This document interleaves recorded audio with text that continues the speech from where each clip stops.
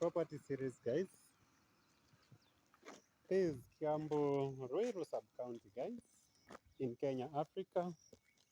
Guys, basically we are exploring neighborhoods, identifying property investment and development opportunities, and getting just insights of where to put your money, not as property, commercial, residential, and agricultural investment.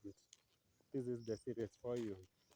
There's a lot of vacant land. Some are just doing livestock farming, goats, proximity to developed towns, and a lot of restaurants around. Goat farming will be a very good venture.